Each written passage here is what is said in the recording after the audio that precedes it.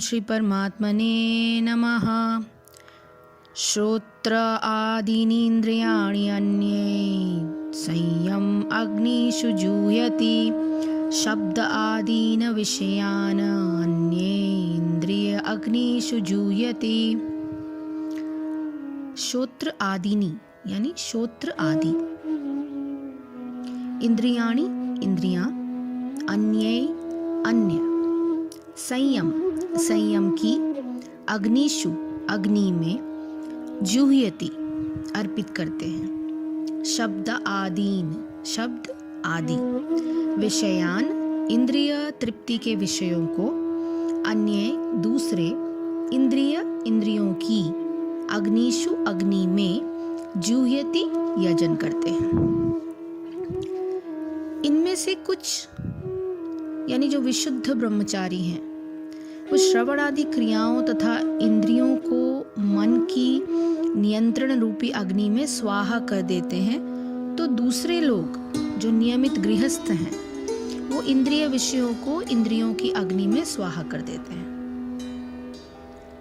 तात्पर्य यह है कि मानव जीवन के चारों आश्रमों के सदस्य यानी ब्रह्मचारी, गृहस्थ, वानप्रस्थ तथा सन्यासी पूर्ण योगी बनने के निमित्त हैं। मानव जीवन पशुओं की भांति इंद्रिय तृप्ति के लिए नहीं बना है। अतएव मानव जीवन के चारों आश्रम इस प्रकार व्यवस्थित हैं कि मनुष्य आध्यात्मिक जीवन में पूर्णता प्राप्त कर सके। ब्रह्मचारी या शिष्यगण प्रामाणिक गुरु की देखरेख में इंद्रिय तृप्ति से दूर रहकर मन को वश में करते हैं। वे कृष्ण भावनामृत से संबंधित शब्दों को ही सुनते हैं और श्रवण ज्ञान का मूलाधार है। अतः शुद्ध ब्रह्मचारी सदैव हरे नाम का कीर्तन अर्थात भगवान के यश के कीर्तन तथा श्रवण में ही लगा रहता है।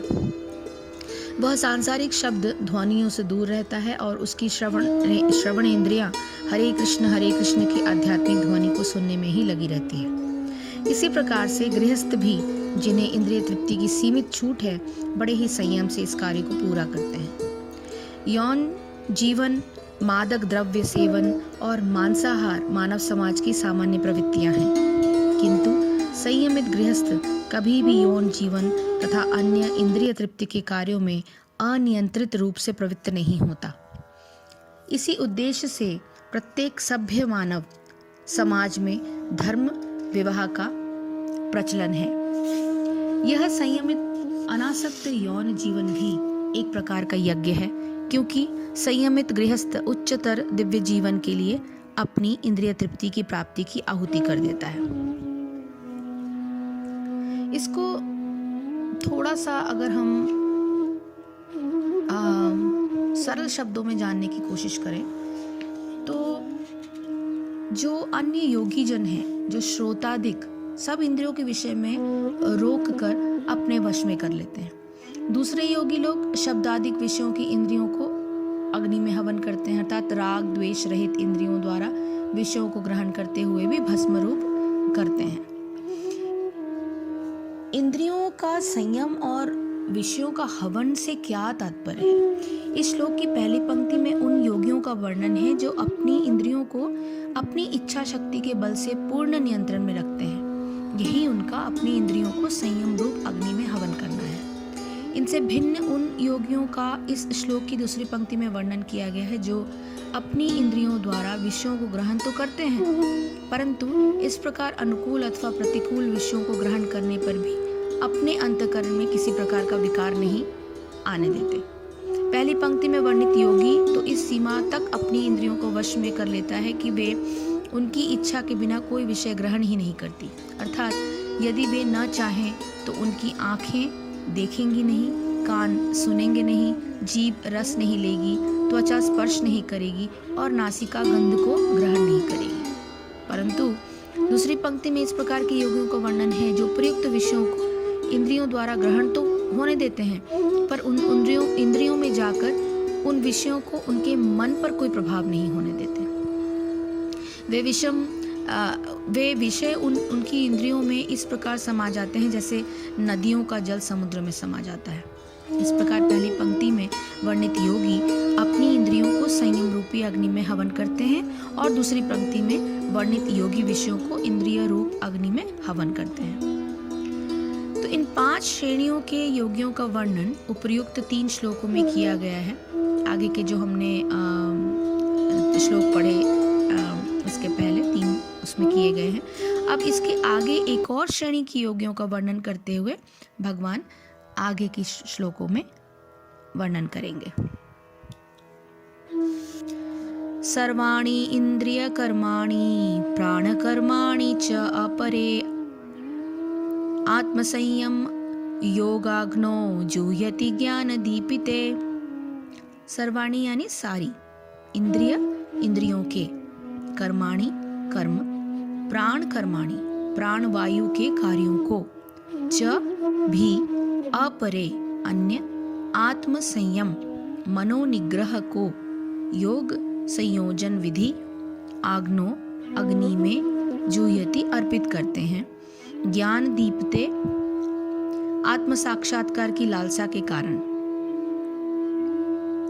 दूसरे जो मन तथा इंद्रियों को वश में करके आत्म साक्षात्कार करना चाहते हैं, संपूर्ण इंद्रियों तथा प्राण वायु के कार्यों को संयमित मन रूपी अग्नि में आहुति कर देते हैं। तात्पर्य यह है कि यहाँ पर पतंजलि द्वारा सूत्रबद्ध योग पद्धति का निर्देश है। पतंजलि कृत योग सूत्र में आत्मा को प्रत्यगात्मा तथा परागात्मा कहा जाता है। जब तक जीवात्मा इंद्रिय भोग में आसक्त रहता है तब तक वह परागात्मा कहलाता है, और ज्यों ही वो इंद्रिय भोग से विरत हो जाता है तो वो प्रत्यगात्मा कहलाता है। जीवात्मा के शरीर में 10 प्रकार के वायु कार्यशील रहते हैं और इसे श्वास प्रक्रिया यानी प्राणायाम द्वारा जाना जाता है। पतंजलि की योग पद्धति बताती है कि किस प्रकार शरीर के वायु के कार्यों को तकनीकी उपाय से नियंत्रित किया जाए, जिससे अंततः वायु के सभी आंतरिक कार्य आत्मा को भौतिक आसक्ति से शुद्ध करने में सहायक बन जाए। इस योग पद्धति के अनुसार प्रत्यगात्मा ही चरम उद्देश्य है। यह प्रत्यगात्मा पदार्थ की क्रियाओं से प्राप्ति की जाती है। इंद्रियां इंद्रिय विषयों से प्रतिक्रिया करती हैं, यथा कान सुनने के लिए, आँख देखने के लिए, नाक सूंघने के लिए, जीभ स्वाद के लिए तथा हाथ स्पर्श के लिए, और ये सब इंद्रियां मिलकर आत्मा से बाहर के कार्यों में लगी रहती हैं। यही कार्य प्राणवायु के व्यापार यानी क्रियाएं हैं। अपान वायु नीचे की ओर जाती है और व्यान वायु से संकोच तथा प्रसार होता है। समान वायु से संतुलन बना रहता है और उदान वायु ऊपर की ओर जाती है। और जब मनुष्य प्रबुद्ध हो जाता है तो वो इन सभी वायुओं को आत्म साक्षात्कार की खोज में लगा देता है। अब दूसरे योगी जन जो हैं संपूर्ण इंद्रियों की चेष्टाओं को तथा प्राणों के व्यापार को ज्ञान से प्रकाशित हुई परमात्मा में स्थित रूप योगाग्नि में हवन करते हैं। आत्म संयम रूप यज्ञ इस श्लोक में वर्णित योगी विषयों को ग्रहण करते हैं, परंतु उनके आधार पर की जाने वाली इंद्रियों की क्रियाओं को और प्राणों की क्रियाओं को समाधि की अवस्था में रोक लेते हैं। यह ध्यान योग की एक उच्च अवस्था है जिसमें इंद्रियों की और प्राणों के समस्त क्रियाएं भगवान के ध्यान में लय हो जाती हैं। यह प्रश्न उठ सकता है कि जब नींद गहरी होती है तब भी इंद्रियों की और प्राणों की क्रियाएं रुक जाती हैं, परंतु उस समय मन में ज्ञान की ज्योति नहीं होती। इसके विपरीत समाधि की अवस्था पूर्ण चेतनता की अवस्था है। यही उसका गाढ़ी निद्रा से गहरा भेद है। अब अन्य प्रकार के कुछ यज्ञों का वर्णन करते हुए आगे के श्लोक कहे जाएंगे।